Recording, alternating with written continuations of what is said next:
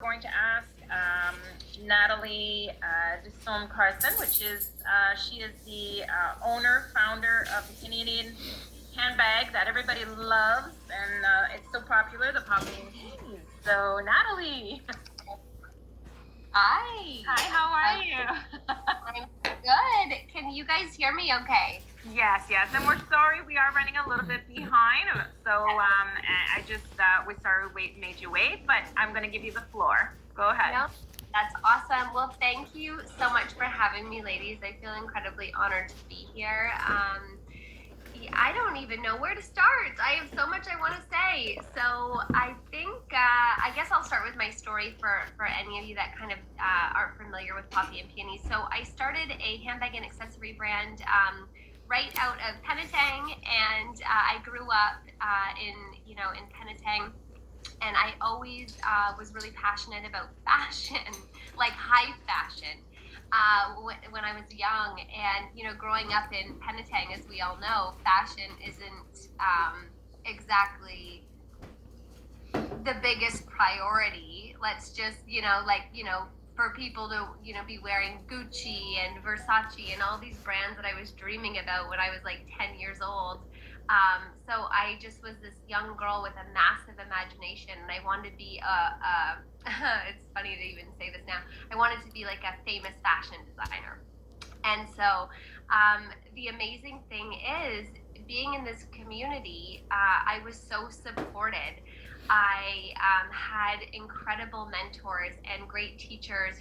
My parents would bring me around to garage sales, and we'd buy this fabric, like 60s curtains, and I would make pants. And, my dad would bring me into his workshop, and we'd make shoes. And Bee's Sewing Magic. Do you guys remember that? So B, taught me how to sew so I could, build my portfolio to get into this one design school, Ryerson University. And they only took I think 40 applicants out of about 10,000 internationally. So to get into this school was almost next to impossible. So, I worked really hard in school, and I got into this amazing university, and I, got a degree in design. And it was from there, I guess I could take you through. I lived in the US for 4 years, gaining experience in handbags, because I always wanted to own my own fashion brand. And I just knew I wouldn't be able to get that kind of experience I needed in Canada, because fashion wasn't as big. Like now we have Joe Fresh, and we have some really Knix wear, and oh my gosh, there's so many amazing Aritzia, and like, to name a few Canadian fashion brands. But when I was graduating university, there wasn't really any. I think there was really just Le Chateau and Aldo. So yeah, I gained the experience I needed, and I was really lucky that I had worked really hard, and I wanted to come back home. I had spent 4 years away, and luckily I had the opportunity to travel the world. And I'd been to, oh my gosh, China, India, Korea, Italy, France, London, on shopping trips. So I got this amazing job at Aldo as their head handbag designer. This is obviously before I got married and had kids, or had a baby. So, I was able to travel, and I'd seen some pretty incredible places, but I wanted to come back home, because we all know, like, we have the best community. And especially in the summer, we love to be on Georgian Bay, and there's no place better than home. So I decided to come back home and, start a fashion brand once my daughter Poppy was born. So I was kind of a new mom, and I didn't want to travel anymore for work, working for Aldo. And I was trying to figure out what I could do. And I've always been an entrepreneur at heart. Always, always. I can remember making these wire handbags out of beads and wires when I was like 16, and getting them in Saturday afternoons, on the main street in Midland. And, I was a 16-year-old girl bringing my bags into this store, and like they carried them in my store. And that's what I mean about community support. And so, yeah, I decided to start Poppy and Peonies, and we started it. I wanted to start it through a direct sales business model, because I really wanted to. I knew that entrepreneurship was not an easy thing for women to. It's really hard. It's really hard to be a female entrepreneur, that is for sure, and I'm going to touch on that a little bit later. But I wanted to kind of build a bit of a foundation so other women could take part in it and could earn flexible income doing it as well.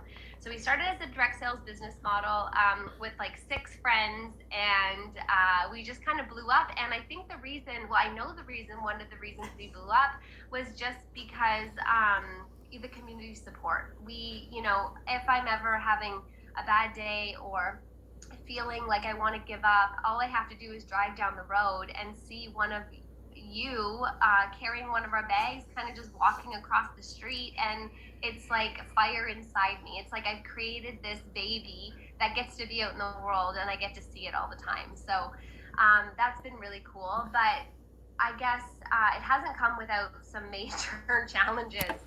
I mean, we launched Poppy and Peonies, the first collection, and within a month, the strap completely broke off the bags. And I'm talking like every single one of these bags. And I guess the supplier had used an older material that was brittle. Oh my gosh, there's been mountain after mountain from funding to, oh my gosh, learning how to run a business, learning how to navigate social media, learning how to, design products that, our customers love. There has been so many challenges that we've had to overcome. And I think the biggest one is seriously being a female entrepreneur. And, I started the company when my daughter was a baby. She was like, 6 months old when I was sampling my first designs. And then, we launched and it took off like a rocket right away, which I'm so grateful for. But it's like, the biggest and toughest thing I think is how do you, meet your full potential so that you can put everything you have into your business because you can be successful in that. And how do you, be a great mom and be present at home and be a great wife and, how do you prioritize yourself and make time for yourself? So I just feel like as female entrepreneurs, there's such a high expectation of us to, kill it at work all day, exercise, be a super mom and clean the house and make dinner. It's like, what? It is so hard, I find, for female entrepreneurs. So I think the biggest challenge I'm having is just navigating that. And it's really just, I don't know, I think my story is a story of passion and perseverance. I never give up. I always find a way. And I am incredibly, the biggest thing that keeps me going is just my love for what I do. I get to create these bags or these designs in my head and sketch them out late at night, and then 3 months later, 4 months later, I'm able to see them in magazines, on TV, and best of all, on our customers. So I think that has been really incredible. And we were on Dragon's Den. That was really fun. It was such a crazy experience, and I think what it really taught me was stepping outside of your comfort zone and doing things that scare you have big rewards. So, I think people shy away from things that they're uncomfortable with. But if you want to see growth, personal growth and professional growth, I think it's so important to do things that scare you a little bit and that are outside of your comfort zone. So I think those are some of the biggest takeaways I've learned so far. And then, now new up-leveling growth. I think all businesses are struggling right now. Like, it's difficult to sell bags to your customers when they're not leaving the house. And that's just a reality. And every different business has a different reality. So for us right now, we're in kind of a bit of a growth pivot mode. And that's really optimizing our digital platforms and, bringing to market products that our customers need. Like, you might not be wanting to buy a brand new bag right now that you can wear out because you're not leaving our house, but you might want really cozy loungewear, or, you might want a cozy toque or a pair of slippers. So it's really been about adapting our business so that we can provide products that our customers are wanting right now to stay alive and stay in business. And that has been just a whole nother challenge that were a mountain that we're trying to climb. And then with COVID and with everything going on, it's like we went from a massive team that took me 4 years to build to a skeleton of a team so we can stay alive and preserve cash flow.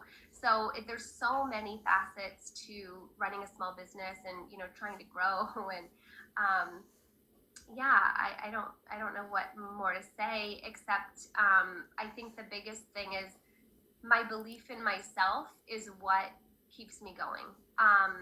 For me, failing is just not even an option on the table. I took that off the table 4 years ago when I started oh gosh, 5 years. Oh my gosh, it's 5 years ago. I took it off the table because I knew if I could fall back on failure, I would when I was tired and when I wanted, when there's production issues or we've missed a delivery. I knew that would be an option. So I just decided it's not possible for me. And that's been incredible because you become extremely resourceful and learn how to solve problems when you can't fall back on failure. So yeah, I think it's never too late to do something you love. I think that's the biggest lesson too is, right now I'm extremely passionate, this sounds so silly, about, clothing and fashion and even beach stuff like umbrellas and chairs. So I'm going to try to start a little umbrella and chair brand because I love it. So I think it's never too late to pursue your passion and never feel like you have boundaries because you're from a small town too. So I'm from I'm from Penetang. It's an amazing town, and I've been able to build this $1 million business, global business. We ship everywhere in the world from this beautiful town. So the only boundaries that you put on yourself, or the only boundaries that exist, are the ones that you put on yourselves. And that's a lesson I learned this year with branching into clothing and apparel because we had to. So we're going to ask Anita, Dr. Anita Federici, to join us, and she'll be our next speaker. And after she speaks, we will do some draws. We are just running a little bit behind, so we want to catch up on our speakers, and so we'll do some draws afterwards. So we'll just wait for... All right. So everybody has to wait for me to talk before the big excitement. No pressure. No pressure. Okay, and so everybody's been waiting to hear you, so I'm going to give you the floor. Thank you. Thank you so much. Thank you. It really is such a pleasure to be here. Thank you for inviting me. And okay, so the psychologist that I am, I have a PowerPoint presentation. So that's just what I'm going to do, because that's how I thought it would be a little different. So that's what I'm going to do, if you don't mind, while I talk about sort of how I got here. Everybody okay with that? All right. Look how willing everybody is. Okay, here we go. Linda, I should be able to share. Can I share my screen, Linda? I'm not sure. Hang on a second. I think if you make me co-host, I can. If not, I can talk. Hang on a second. Okay, so can you do it now? I can. Look at that. There you go. Working together. Okay. Can everybody see this? It's a little bit different, but I thought. There we go. So this is how I work, right? So I was invited to speak and was very grateful for that invitation for many reasons. And so I thought, okay, and I kept sitting down trying to figure out what I wanted to say. You got 15, 20 minutes and you think, how do I say it? So I said, Linda, what do you want me to speak about? She says, well, just talk about your journey. And I thought, I'm going to talk about my journey in like 15 minutes? Holy smokes, how am I going to do that? And so I started to, I looked at, I thought, well, what have I challenged? What has been my choice to challenge? And where I kept coming back to why I'm here, why I do what I do, has everything to do with women's mental health. And when I think about my journey, okay, it hasn't always looked this pretty, let's be honest. It has not looked this lovely and pretty. But when I think about the journey, I thought, geez, how do I speak to a group of my peers about what I've gone through or what's shaped me to do the things that I do, or to stand in the space that I stand, and to run the business that I run. And so I literally started this talk, I don't know how many times. And I kept going back to this hashtag, right? Choose to challenge. You know, and the idea being that a challenged world is an alert world. That, you know, and you've heard this in the other women that have spoken before me, this idea that you have to get out of your comfort zone. You have to have a voice. But growing up, that's certainly not what I was taught. And I thought, here's a little warning, because I thought, well, just this, if I'm really honest with you about my journey, this might not be the most comfortable talk, because I'm going to tell you some stuff. All right. So this is a warning. I've warned you. You know that I'm going to go here. Okay. So I thought, okay, what's a little bit about me? I said, well, the first most important part about me really is my role as a mom to my little 9-year-old daughter, who I love. And I'm a single parent. I've been on my own for about 8 years. And that's probably the hardest, most rewarding thing I've ever done. So as a woman, that is something I feel tearful of, like, just as I mention it, right? So this is my life, right? I'm also a clinical psychologist. I worked really hard to become a clinical psychologist. I'm going to tell you a little bit about that. I'm an older sister. I'm a daughter. I'm a business owner, and I've got a team of 16 amazing clinicians that I get to work with every day. But, you know, you sit down and you think, well, what do I tell people about me? And I say, well, here are some things that I think are important for women. I mean, when I was a kid, there were early observations and influences. One, I come from Italian immigrants, first generation, you know, half my family didn't speak English. Man, those women were strong women. And I still, you know, miss those. And they laughed, and they were just amazing role models. And so I've had the pleasure and the fortune to grow up with strong female role models in my life. That's played a huge role in who I am. I also grew up surrounded by mental health issues, but I didn't really understand it when I was a kid. Without getting into a lot of details, I have had family members. I remember having to visit them when I was probably 5 or 7 years old in very old mental health hospitals. And I didn't really understand what I was seeing there. But women who were really housed in dingy hospitals, who were shuffling and over-medicated, completely misunderstood, and effectively removed from society. And those of you that might be familiar with some of what's happened to women in mental health may be familiar with how easy it was to just remove a woman from society because she was hysterical, or she was too emotional, and she was supposed to be seen and not heard. So I grew up with this sort of disparity between strength and being told that I could pursue whatever I wanted to pursue, but then this other message that, but you can't be too emotional, and you can't be too loud, and you really don't want to get sick, because if you get sick, you're going to get put up in the hospital up the mountain. And I didn't understand it as a kid. I couldn't have explained it to you as a kid. I can only explain it to you now as an adult, but I know that those things deeply impacted me.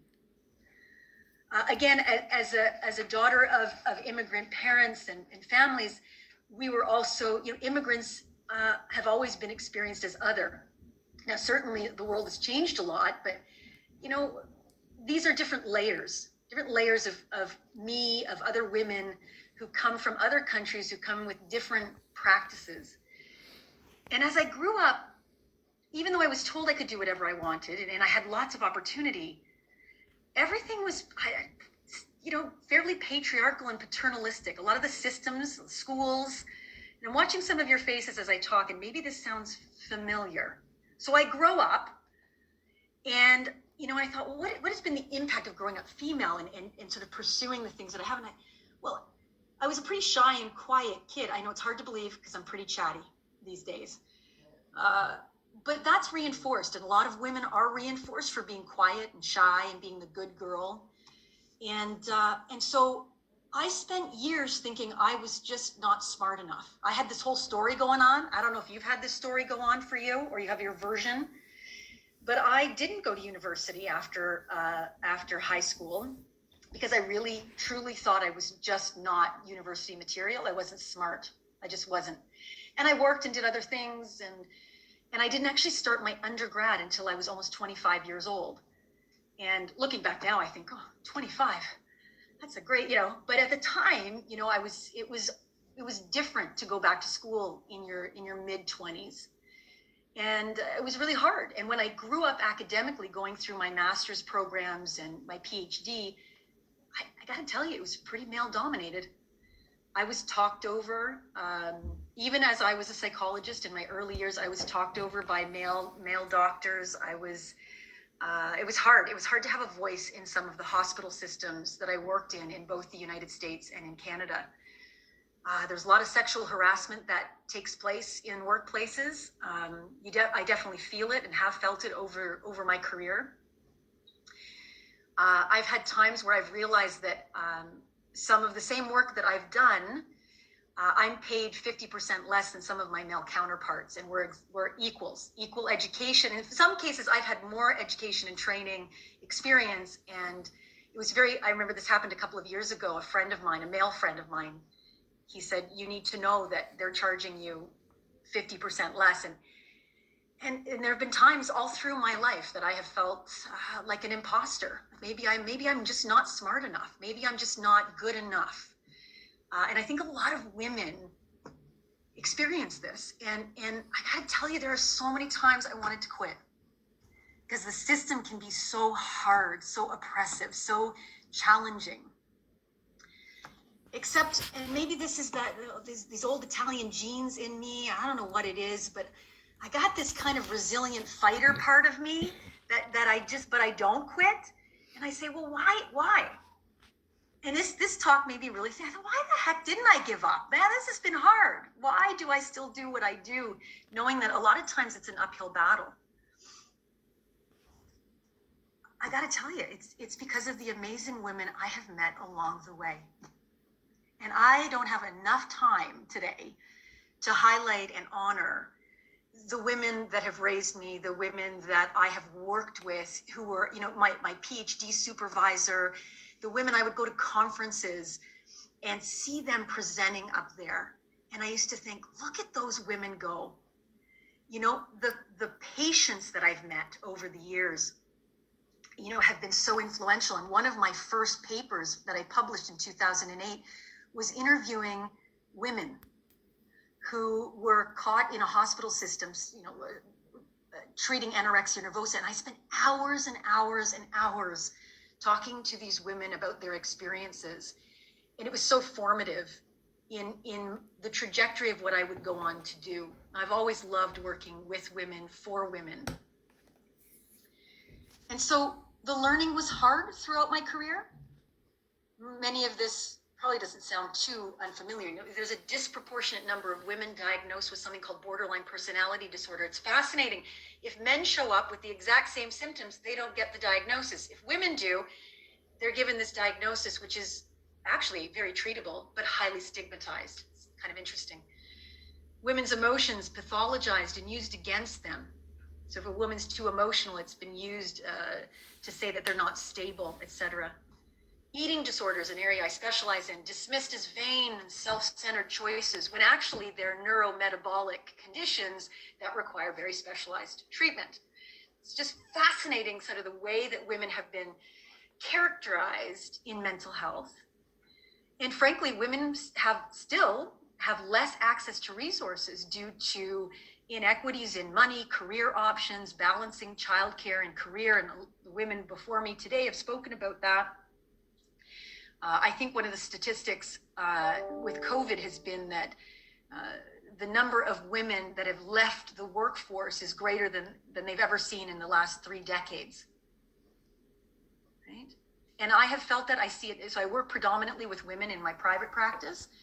We've all been hugely affected in terms of our ability to show up, be at work, take care of our kids. You just can't do both.